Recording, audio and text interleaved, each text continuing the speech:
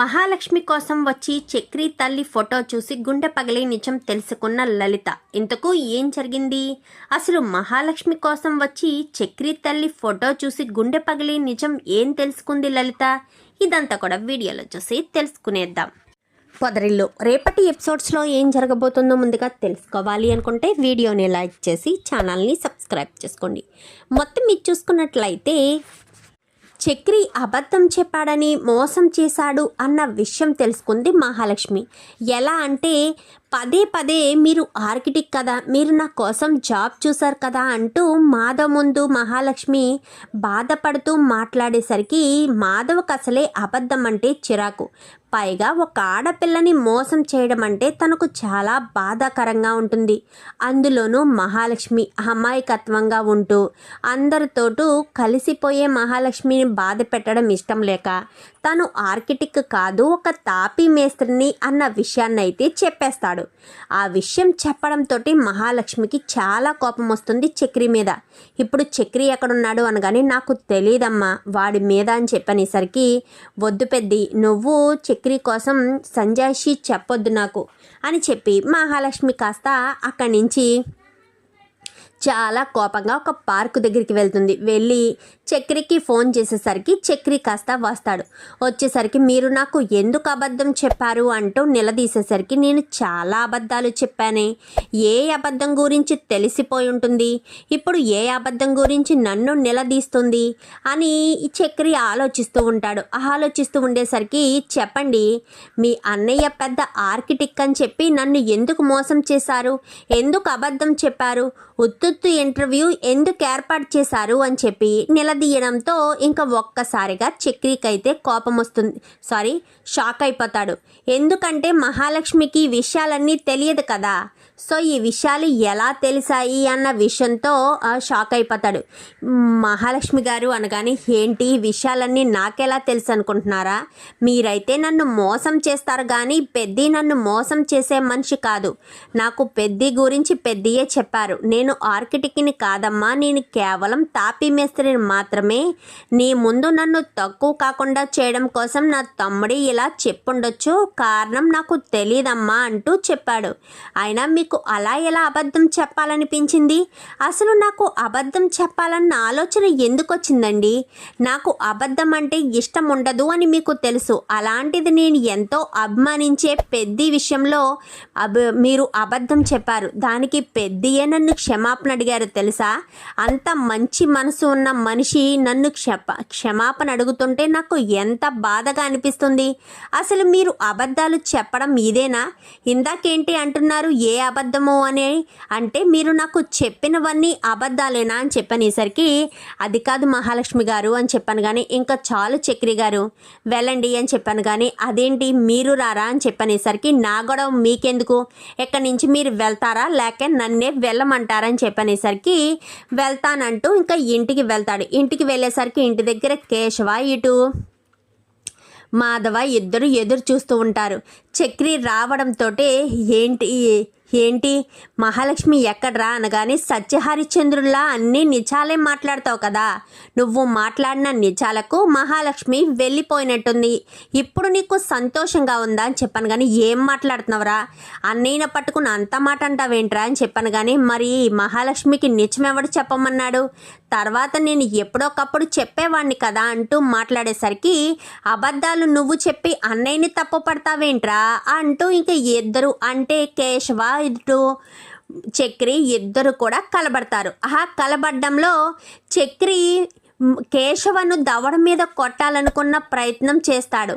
అదే సమయంలో మాధవ్ కూడా వాళ్ళిద్దరిని విడదీసే ప్రయత్నం చేస్తాడు. కాబట్టి కేశవ చెంప మీద తగలాల్సిన చెంప దెబ్బ కాస్త మాధవ చెంప మీద తగులుతుంది. ఒక్కసారిగా మాధవ అలా ఆగిపోతాడు. అప్పటికే మహాలక్ష్మి వచ్చి గుమ్మంలో నిలబడి ఉండేసరికి అది జరగడంతో ఒక్కసారిగా మహాలక్ష్మి అలా చూస్తూ ఉంటుంది.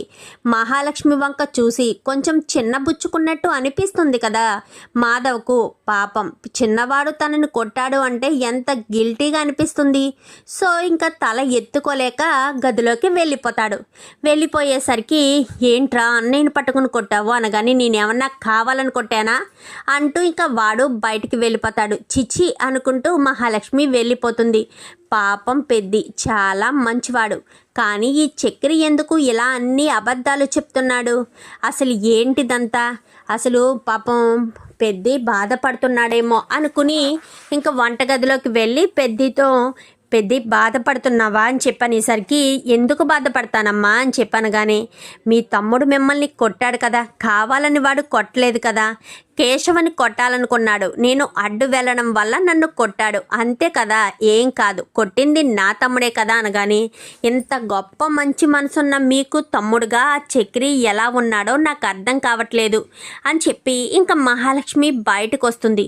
వచ్చేసరికి వెనకాల చక్రి కూర్చుని అంటే ఇంటి వెనకాల కూర్చుని తన చేతులతో తన చెంపలు వాయగొట్టుకుంటాడు. అనవసరంగా నేను కొట్టాను, అన్నయ్య నాకు తండ్రి లాంటి వాడు, అలాంటి అన్నయ్యను కొట్టాను అని నాకు శాస్తి జరగాలి అని తన చెంపల మీద తనే కొట్టుకుంటూ ఉంటాడు. అప్పుడే నిలబడి చూస్తున్న మహాలక్ష్మి దగ్గరికైతే మాధవ వస్తాడు.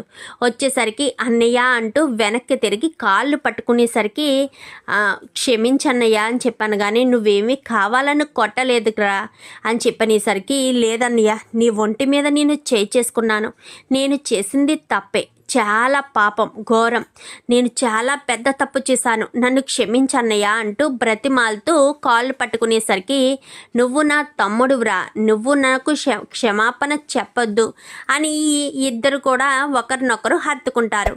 మహాలక్ష్మి అది చూసి చాలా సంతోషపడుతుంది. ఇంకా మరుసటి రోజు ఇంకా మహాలక్ష్మి గదిలో కూర్చుని ఇప్పుడు నా ఫ్యూచర్ ఏంటి, సర్టిఫికెట్స్ లేవు, ముందు నేను ఉద్యోగం గురించి ప్రయత్నించడం కాదు, సర్టిఫికెట్స్ గురించి ప్రయత్నించాలి, అసలు దాని నెంబర్ ఎక్కడుంది అని తన ఫ్రెండ్ నెంబర్ కోసం వెతుకుతూ ఉంటుంది. వెతుకుతూ ఉన్న సమయంలో హారిక ఫోన్ చేస్తుంది మహాలక్ష్మికి. ఎందుకంటే మహాలక్ష్మి ఇక్కడ సర్టిఫికెట్స్ గురించి మాట్లాడి చింపేయడంతో బాధపడుతూ ఏడ్చుకుంటూ వెళ్ళిపోయింది కదా, అప్పటి నుంచి కూడా లలిత బెంగ పెట్టుకుంటుంది మహాలక్ష్మి మీద. ఎందుకంటే మహాలక్ష్మి ఇక్కడే ఉండిపోతుందన్న హోప్స్తోనే కదా ఇంటికి రమ్మని చెప్పింది. ఇంకా ఇంటికి వచ్చాక అంత పెద్ద గొడవ జరిగిన తర్వాత మహాలక్ష్మి ఎందుకుంటుంది, ఉండకుండా వెళ్ళిపోవడంతో ఇంకా దెబ్బతో మంచాన పడుతుంది లలిత. చాలా బెంగ పెట్టుకుంటుంది, జ్వరం వచ్చేసరికి ఫోన్ చేసేసరికి చెప్పొద్దునా అంటూ మాట్లాడడంతో మీ అమ్మగారికి అస్సలు ఒంట్లో బాగోలేదు, నువ్వు వెళ్ళినప్పటి నుంచి అస్సలు మంచం దిగడం లేదు అని చెప్పాను. కానీ అమ్మకు ఏమైంది ఇప్పుడు అని చెప్పనేసరికి నువ్వు ఇంట్లో ఉంటావని ఎంతో నమ్మకం పెట్టుకున్నారు, కానీ నువ్వు ఇంట్లో ఉండకుండా గొడవ జరిగిన తర్వాత వెళ్ళిపోయావు కదా, అందుకు మీ అమ్మగారు బెంగ పెట్టుకున్నారు అనేసరికి గొడవ నేను ఏదైనా కావాలని చేశానా, కావాలని నన్ను ఇంటికి పిలిచి మరీ గొడవ చేశారు, దానికి తప్పు నాది కాదు కదా, ఏదో తప్పు నాది అన్నట్టు మాట్లాడతారేంటి అని చెప్పనేసరికి అది కాదమ్మా, తప్పు నీది నాది అని అనడం లేదు, మీ అమ్మగారి సిచ్యువేషన్ ఇది అని చెప్తున్నాను అని చెప్పనేసరికి నాకేం సంబంధం లేదా అంటూ ఫోన్ పెట్టేసేసరికి మహా మాట్లాడిందా అనగానే అది బిజీగా ఉందంట అత్తయ్య అని చెప్పనేసరికి దానికి నా మీద కోపం, ఇంటికి పిలిపించి మరీ మోసం చేశానని దానికి నా మీద కోపం. అమ్మ హారిక, నన్ను ఏదో రకంగా మహాలక్ష్మి దగ్గరికి తీసుకెళ్ళగలవా అని చెప్పాను. కానీ ఏం మాట్లాడుతున్నారు అత్తయ్య, మహాలక్ష్మి దగ్గరికి నేనెలా తీసుకెళ్ళగలను, పైగా మహాలక్ష్మి వాళ్ళు ఎక్కడ కూడా ఉండడం లేదు, ఎక్కడో హైదరాబాద్లో ఉంటున్నారు, వాళ్ళ దగ్గరికి మనం ఎలా వెళ్ళగలం, అయినా వెళ్తే మాత్రం ఆది ఊరుకుంటాడా మామయ్య గారు ఊరుకుంటారా, వెళ్తానంటేనో అని చెప్పాను. కానీ లేదమ్మా, నాకు మొక్కుంది అని చెప్తాను, నువ్వు నేను వెళ్దాము అని చెప్తాను, దానికి మీ మామయ్య ఒప్పుకుంటారు, ఇప్పుడు మీ మామయ్య వచ్చే సిచ్యువేషన్ లేదు కాబట్టి ఆయన రాను అంటారు, అప్పుడు మన ఇద్దరం వెళ్ళి నేను నా మొక్కు తీర్చుకుని అలా తన ఇంటికి వెళ్ళి తనని చూసి వద్దాము అని చెప్పనేసరికి సరే మీ ఇష్టం అత్తయ్య, మీరైతే మాట్లాడండి అని చెప్పాను. కానీ సరేనమ్మా అని చెప్పి ఇంకా లలిత అయితే వాళ్ళ ఆయన ప్రతాప్తో అయితే మాట్లాడడం మొదలు పెడుతుంది. ఏమండి, నాకు ఇలా విజయవాడలో మొక్కు ఉందండి, నేను మొక్కు తీర్చుకోవడానికి వెళ్దాం అనుకుంటున్నాను అని అనగానే వెంటనే ప్రతాపు, ఇప్పుడు నేను ఏ గుడికి రాలేను లలిత, నా మనసు అసలు ఏమీ బాగోలేదు, నేను బయటికి వెళ్ళడం ఇష్టం లేకనే కదా ఇంట్లో ఉంటున్నాను, మళ్ళీ ఇప్పుడు నువ్వు మొక్కు అది ఇది అంటవేంటి అనగానే పోనీ మీరు రాకపోతే హారికనైనా తీసుకుని వెళ్తానండి, ఒక్కదాన్ని వెళ్ళలేను కదా. అది ఇప్పుడు తీర్చాల్సిన మొక్కే. మీకు ఎలాంటి ఇబ్బంది లేకుండా ఇంటికి క్షేమంగా వస్తే మొక్కు తీర్చుకుంటానని మొక్కుకున్నాను, అందుకోసమని వెళ్ళాలండి అని చెప్పనేసరికి అమ్మ హారిక అని చెప్పను కానీ హారిక వస్తుంది. అమ్మ హారిక, నాకు విజయవాడలో మొక్కుంది, మీ మామయ్య గారి హెల్త్ బాగోలేనప్పుడు మొక్కుకున్నాను, ఇప్పుడు వెళ్ళాలి, నువ్వు నాకు తోడుగా వస్తావా అని చెప్పనేసరికి మీ ఇష్టం అత్తయ్య, నేను మాత్రం ఇంటి దగ్గర ఉండి ఏం చేస్తాను, మీరు రమ్మంటే మీకు తోడుగా వస్తాను అని చెప్పి హారిక అయితే చెప్తుంది. చెప్పిన తర్వాత ఇంకా ఏం మాట్లాడకుండా అక్కడి నుంచి వెళ్ళిపోతారు. సరే అత్తయ్య మీ ఇష్టం, ఎప్పుడు వెళ్దాం అత్తయ్య అని చెప్పాను కానీ రేపు ఉదయాన్నే బయలుదేరదాము, దానికి కూడా చెప్పు వస్తున్నామని అని చెప్పనేసరికి సరే అని ఇంకా మహాలక్ష్మికి ఫోన్ చేస్తుంది. ఫోన్ చేసేసరికి ఏంటి వదినా, నాకెవరూ లేరు అని చెప్పాను కదా, ఎందుకు మళ్ళీ మళ్ళీ ఫోన్ చేస్తావు అనగానే అది కాదు మహా, నిన్ను చూడాలని అత్తయ్య అనుకుంటున్నారు అనగానే నన్ను చూడాలంటే మళ్ళీ ఆ ఇంటికి రమ్మంటారా ఏంటి, నేను గొప్ప స్థాయికి వెళ్ళేంత వరకు ఆ ఇంటి గడప కూడా తొక్కను, అది మీరంతటా మీరు పిలిస్తేనే తప్ప నేను ఆ ఇంటికి రాను అని చెప్పి మహాలక్ష్మి అనగానే నువ్వు రావద్దు మహా, మేమే వస్తాము అనేసరికి ఏంటి మీరు ఇక్కడికి వస్తారా అని చెప్పనేసరికి అవును మేమే ఇక్కడికి వస్తాము అని చెప్పి ఇంకా హారికి చెప్పడంతో సరే మీ ఇష్టం, మీరు హైదరాబాద్ వచ్చాక ఫోన్ చేయండి, అప్పుడు నేను లొకేషన్ పెడతాను అని చెప్పి మహాలక్ష్మి ఫోన్ పెట్టేస్తుంది. వీళ్ళిద్దరూ మరుసటి రోజు ఉదయాన్నే బయలుదేరతారు. ఇంకా అలా బయలుదేరి వాళ్ళు విజయవాడ మొక్కు అనుకున్నారు కదా, ఆ మొక్కు పూర్తి చేసుకుని సరాసరి హైదరాబాద్ వెళ్తారు. హైదరాబాదు వీళ్ళ ఇంటి దగ్గరలో ఉన్న ఒక ఏరియా దగ్గరికి వెళ్ళి ఫోన్ చేయడంతో కన్నా కాస్త వెళ్ళి వాళ్ళని తీసుకొస్తాడు. తీసుకొచ్చిన తర్వాత ఇంకా బయట నుంచి చూసేసరికి ఇదా మీ ఇల్లు అనగానే అవునండి ఇదే మా ఇల్లు. ఏంటి హారిక ఏంటిదంతా, మహాలక్ష్మి ఇలాంటి ఇంట్లో ఉంటుందా, అక్కడ మహారాణిలా ఉండే మహాలక్ష్మి ఇక్కడ ఇలాంటి ఇంట్లో ఉండడం ఏంటి హారిక, అసలు నాకేమీ అర్థం కావట్లేదు అనగానే అదే నాకు తెలియడం లేదు అత్తయ్య అని చెప్పి ఇంకా లోపలికి రండి అని చెప్పి లోపలికి గుమ్మం వరకు తీసుకొస్తారు. బయట ఒక మంచం వేసి రేడియో పెట్టేసి ఉంటుంది. నారాయణ ఉండడు. నారాయణ ఉండకపోవడంతో మహాలక్ష్మి బయటకు వస్తుంది. వచ్చేసరికి రెండమ్మా అని చెప్పాను కానీ ఏంటి మహా, నువ్వు ఎలాంటి ఇంట్లో పెరిగావు, ఎలాంటి చోట ఉంటున్నావు, నీకేమైనా తెలుస్తుందా అని చెప్పాను కానీ నాకు ఆ ఇంట్లో దొరకని ఆదరణ అభిమానం ఈ ఇంట్లో దొరికింది. మీరు ఇల్లును మాత్రమే చూస్తున్నారు, నేను ఇంట్లో మనసుల్ని కూడా చూస్తున్నాను అని చెప్పి మహాలక్ష్మి చెప్పేసేసరికి ఇంకా ఏం మాట్లాడకుండా లలిత అయితే లోపలికి వచ్చిన తర్వాత గబగబా కన్నా కేశవ ఇద్దరు కూడా చైర్లు తీసుకొచ్చి కూర్చోండి అని చైర్స్ వేస్తారు. వేసేసరికి ఇంకా చక్రి ఉండడు, అప్పుడే బయటికి వెళ్తాడు. ఇంట్లో అందరూ ఉన్నారు, చక్రి అన్నయ్య కూడా ఉంటే బాగుంటుంది కదా అని కన్నా గబగబా బయటికి వెళ్ళి చక్రికి ఫోన్ చేస్తాడు. ఏరా అని చెప్పాను కానీ వదిన వాళ్ళమ్మ వాళ్ళ వదిన ఇద్దరు వచ్చారన్నయ్య అని చెప్పనేసరికి ఇప్పుడు వాళ్ళు ఎందుకు వచ్చారు, కొంపదీసి మహాలక్ష్మి మనసు కానీ మార్చి తీసుకువెళ్ళిపోతారా, అసలే మహాలక్ష్మి నా మీద పేకల దాకా కోపంతో ఉంది, ఇప్పుడు ఈ ఆవేశంలో ఎలాంటి నిర్ణయం అయినా తీసుకునే అవకాశం ఉంది అని చెప్పి టెన్షన్ పడుతూ ఉంటాడు. సరే నేను వస్తాను రా అని చెప్పి బయలుదేరతాడు. ఇంకా చక్రి అయితే ఇంకా బయలుదేరిన తర్వాత ఇంట్లోకి వచ్చాక ఏంటి ఏడివాడు, నా కూతురికి మాయ మాటలు చెప్పి నా కూతురు మెడలో తాళి కట్టిన వాడు ఏడి అని చెప్పాను కానీ ఎవరు మా చక్రి అన్నయ్య అనగానే అవును అని చెప్పి హారిక అంటుంది. అవును ఆ వెధవే ఎక్కడున్నాడు అని లలిత అయితే అనేసరికి ఇంకా వీళ్ళకి ఏం మాట్లాడకుండా సైలెంట్గా ఉంటారు. అమ్మా నేను ఇక్కడ బాగానే ఉన్నాను, నువ్వు నా యోగక్షేమాలేమీ తెలుసుకునే పని చేయనవసరం లేదు, మీ ఇంటికి వచ్చే బాగా మర్యాదలు చేశారు కదా, నా భవిష్యత్తుని నాశనం చేశారు కదా, మీకు ఇప్పుడు బాగా సంతోషంగా ఉన్నట్టుందే అని చెప్పనేసరికి అది కాదమ్మా అలా అంటావేంటి. ఈలోపు చక్రి రానే వస్తాడు. వచ్చేసరికి ఇంకా అది కాదమ్మా మహాలక్ష్మి అనగానే ఇంకేం చెప్పొద్దమ్మా, నువ్వు చెప్పినా నేను వినే పరిస్థితిలో లేను, వచ్చావు కదా చూసావు కదా ఇంకా వెళ్ళు అని చెప్పాను కానీ ఇంకా ఈ చక్రి లోపలికి రావడంతో చక్రిని చూసి చాలా కోపంగా ఉంటుంది మహాలక్ష్మి వాళ్ళమ్మ. నువ్వే కదరా నా కూతుర్ని నా నుంచి దూరం చేశావు, నువ్వే కదరా నా కూతుర్ని నాకు కాకుండా చేశావు, నా భర్త ఇంట్లోంచి బయటికి రాకుండా చేశావు అంటూ మాట్లాడేసరికి నీ వల్లేరా అంటూ ఇంకా చక్రిని తిడుతూ ఉంటే చక్రి వెనక్కి అడుగులు వేసుకుంటూ వెళ్తాడు. అక్కడ చక్రి వాళ్ళు ఉన్నప్పుడు అంటే అందరూ కలిసి ఉన్నప్పుడు అందులో కన్నా ఉండడు. ఎందుకంటే కన్నా రెండో భార్య కొడుకు కదా. వీళ్ళంతా కలిసి చిన్నతనంలో ఫోటో తీయించుకుంటారు, గ్రూప్ ఫోటో. ఆ ఫోటో అయితే వీడు వెనక్కి వెళ్ళేసరికి ఫోటో కింద పడిపోయేసరికి ఇంకా అందరూ కూడా ఫోటో వంక చూస్తూ ఉంటారు. లలిత కూడా ఫోటో వంక చూసి వీళ్ళెవరూ ఫోటో తీద్దామని మాధవ ఇలా వంగునేలోపే లలిత గబగబా ఫోటో తీసి ఫోటో అలా చూస్తూ కళ్ళంట నీళ్ళు వచ్చేస్తూ ఉంటాయి. నీళ్ళు వచ్చేసేసరికి ఏమైంది అత్తయ్య, ఎందుకు మీరు బాధపడుతున్నారు? ఈ ఫోటో చూసి మరీ బాధపడుతున్నారేంటి? ఈ ఫోటోలో ఉన్న వాళ్ళు మీకు తెలుసా అని చెప్పాను కానీ ఈవిడ ఎవరు అని చెప్పనేసరికి చక్రి మా అమ్మ అని చెప్పాను కానీ ఏంటి తను మీ అమ్మ అని చెప్పాను కానీ అవును తను మా అమ్మే, తన పేరు అని చెప్పాను కానీ వరలక్ష్మి కదా అని చెప్పనేసరికి అవును మా అమ్మ పేరు మీకెలా తెలుసు అని మాధవ్ అడుగుతాడు. వరలక్ష్మి నాకు తెలియకపోవడం ఏంటి అని చెప్పి ఇంకా బాధపడుతూ ఫోటో అంక చూస్తూ బాధపడుతూ ఉంటుంది.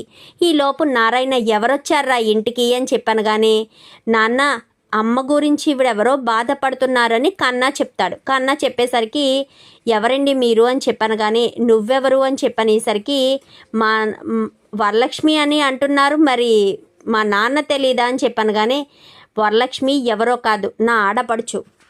తను ఎవరినో ప్రేమించి ఇంట్లో చూసిన పెళ్లి సంబంధాన్ని కాదని ఇంట్లోంచి పారిపోయింది. ఎవరిని పెళ్లి చేసుకుందో కూడా మాకు తెలీదు.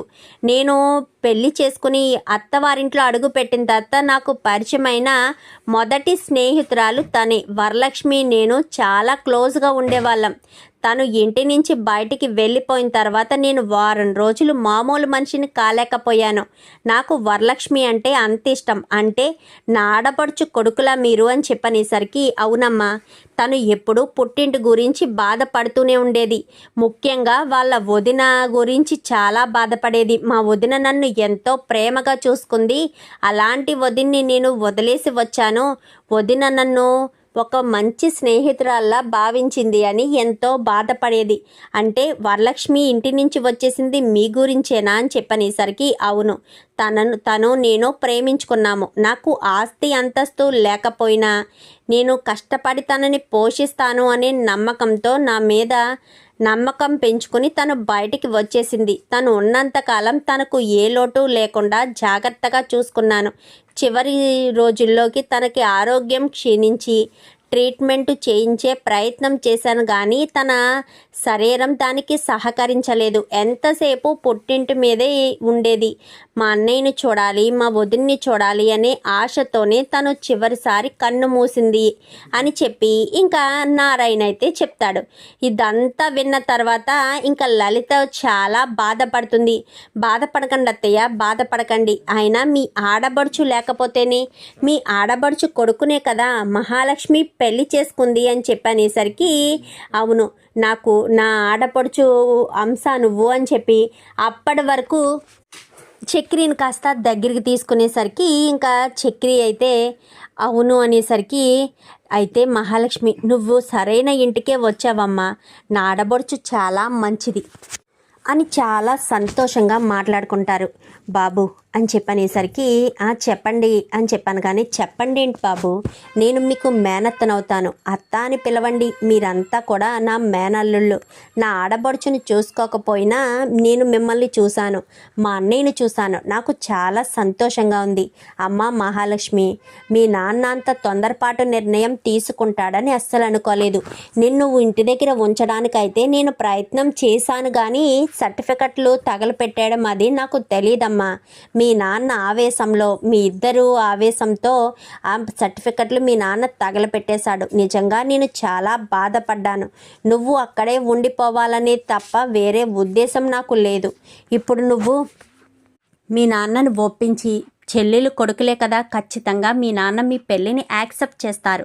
యాక్సెప్ట్ చేస్తే మనంతా సంతోషంగా ఉండొచ్చు, నువ్వు దూరంగా ఉండవలసిన అవసరం లేదు అని చెప్పనేసరికి చాలా సంతోషపడుతుంది. ఇంకా హారిక అయితే నేను మళ్ళీ ఆ ఇంటికి రావడమా అని చెప్పాను కానీ చూడమ్మా మహాలక్ష్మి, నువ్వు ఎవరో ఏంటో తెలియనప్పుడు మీ నాన్నగారు అలా ప్రవర్తించారు. కానీ ఇప్పుడు నువ్వెవరో ఏంటో తెలిసి చక్రి ఎవరి కొడుకో తెలిసిన తర్వాత మీ అమ్మగారే ఒప్పిస్తాను అని అంటున్నారు కదా, నువ్వేమీ పంతం పెట్టుకోవద్దమ్మా అనగాని, అది కాదు పెద్ది, వాళ్ళు ఆ ఇంటికి వెళ్ళినప్పుడు ఎంత మూర్ఖత్వంగా ప్రవర్తించారో తెలుసా అనగాని, తండ్రి కదమ్మా, ఎంతో కొంత బాధ ఉంటుంది. ఆ బాధను మనం మాటల్లో చెప్పలేము, అర్థం చేసుకోవాలి అంతే అని చెప్పి ఇంకా మాధవ్ అయితే నచ్చ చెప్పే ప్రయత్నం చేస్తాడు. సరే పెద్ద అని చెప్పనేసరికి సరే అని మాట్లాడుతుండగా, మీ పేరు అనగానే, నా పేరు మాధవ, నా పేరు కేశవ, నా పేరు చక్రి, నా పేరు కన్నా అంటూ అందరూ కూడా పరిచయం చేసుకుంటారు. సరే అని ఇంకా వాళ్ళు కాస్త బయలుదేరతారు. మహాలక్ష్మి అయితే కోపంగానే ఉంటుంది. నాన్న, అమ్మకు ఇలాంటి అన్నయ్య ఉన్నారా అని చెప్పి అనేసరికి, మీ అన్నయ్య వాళ్ళ అన్నయ్య గురించి ఎప్పటికప్పుడు మీ అమ్మ చెప్పేది కానీ వాళ్ళెవరో నాకు తెలియదురా. ఎప్పుడు వాళ్ళ గురించి నేను వినడమే తప్ప చూడడం లేదు.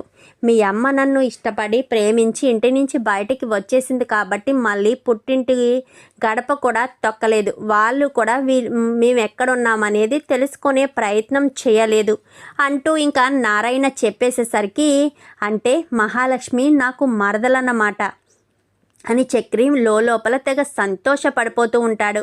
ఇంకా మహాలక్ష్మి అయితే, వీళ్ళంతా నా రిలేటివ్సా? అంటే నాకు వీళ్ళు మరుదులు ఇవంతా అవుతారా? నేను తెలిసి ఇంటికి వచ్చానా, లేక యాదృచ్ఛికంగా ఆ భగవంతుడి సంకల్పంతో ఇంటికి వచ్చానా? అసలు చక్రి గారిని నేను పెళ్లి చేసుకోవడానికి ఏదో సహాయం తీసుకున్నట్ట, లేదంటే ఆ భగవంతుడే రెండు కుటుంబాలని ఒకటి చేయడం కోసం చక్రికి నాకు పెళ్లి చేశాడా అని మహాలక్ష్మి ఆలోచనలో పడుతుంది. చూసావన్నయ్య, మహాలక్ష్మికి నాకు రాసిపెట్టు ఉంది అని నేను ఎన్నిసార్లు చెప్పలేదు. ఇప్పుడు చూసావా, మా ఇద్దరికి రాసిపెట్టు ఉంది కాబట్టే కదా మా ఇద్దరికి పెళ్లి జరిగింది. తను ఎవరో కాదు. ఇంకా చక్రి ఇటు మాధవ ఇద్దరు మాట్లాడుకుంటారు. మహాలక్ష్మి అయితే గదిలో ఉంటుంది. అంటే మా అమ్మకి ఇంత పెద్ద కుటుంబం ఉందా, అంత పెద్ద ఇల్లున్న వాళ్ళు ఉన్నారా అని అనుకుంటూ ఉంటారు అందరూ కూడా. నారాయణ అయితే బయట కూర్చుని ఆలోచనలో పడతాడు. నా భార్య నా కుటుంబం నుంచి దూరం చేశాను, మళ్ళీ ఆ కుటుంబానికి దగ్గర చేయడం కోసం నా కొడుకు ఆ ఇంటి అమ్మాయి మెడలోనే తాళి కట్టి ఇంటికి తీసుకొచ్చాడా? ఏంటి వరలక్ష్మి, ఇదే నీ కోరిక? నీ కోరిక ప్రకారమే నీ కొడుకు నీ మేనకోడల మెడలో తాళి కట్టి ఇంటికి తీసుకొచ్చినట్టు అనిపిస్తుంది. ఏదేమైనా మీ అన్నయ్యతో కలవాలి, మీ అన్నయ్యతో ఉండాలి అనే నీ ఆశ నువ్వు తీర్చుకోలేకపోయినా నీ కొడుకైనా తీర్చే అవకాశం ఉంది. నేను ఎవరో కూడా వాళ్ళకి తెలీదు, నన్ను వాళ్ళు చూడలేదు. నువ్వు నా మీద ప్రేమతో, నా మీద నమ్మకంతో అక్కడి నుంచి వచ్చేసావు అని ఇంకా తన మనసులోనే భార్యను స్మరించుకుంటూ ఉంటాడు. మాధవ్ అయితే, మహాలక్ష్మి అసలు చక్రిని ఇష్టపడే పెళ్లి చేసుకోలేదు, ఇప్పుడు సొంత భావాన్ని విషయం తెలిసింది. ఎప్పటికైనా మహాలక్ష్మి తన మనసుని మార్చుకుంటుందా, లేక చక్రి నుంచి విడిపోవాలనే అనుకుంటుందా అని ఆలోచనలో ఉంటాడు. ఏంటన్నయ్య, ఏం ఆలోచిస్తున్నావు అనగానే, మహాలక్ష్మికి నువ్వంటే ఇష్టం లేదు కదరా, నిన్ను పెళ్లి చేసుకోవడం కూడా ఇష్టం లేకుండానే కదా చేసుకుంది. మరిప్పుడు తను నీతో కలిసి ఉంటుందా లేదా అనగానే, ఏమో అన్నయ్య, అర్థం కావట్లేదు. ఎప్పటి వరకు తనకు నేనేమవుతానో తెలీదు. ఇప్పుడైతే భావన అవుతాను కదా, మరి తను మనసు మార్చుకుంటుందేమో అని చక్రి అయితే అంటాడు. మాధవ చక్రి మాట్లాడుకుంటూ ఉంటారు. చూద్దాం మరి రాబోయే ఎపిసోడ్స్లో ఇలాగే వీళ్ళిద్దరి మధ్య బంధుత్వం ఏర్పడడంతో మహాలక్ష్మి మనసు మారి చక్రిని భర్తగా అంగీకరించి వీళ్ళ కుటుంబంలోనే ఉండిపోవాలని, మహాలక్ష్మి గొప్ప స్థాయికి వెళ్ళాలని మీరు కూడా కోరుకుంటే వీడియో నచ్చితే లైక్ చేసి ఛానల్ని సబ్స్క్రైబ్ చేసుకుని పక్కనే ఉన్న బెల్ సింబల్లో ఆల్ పై క్లిక్ చేయండి. ఇలా చేయడం వల్ల మేము పెట్టే ప్రతి వీడియో నోటిఫికేషన్ రూపంలో ముందుగా చూడగలుగుతారు. Thank you for watching.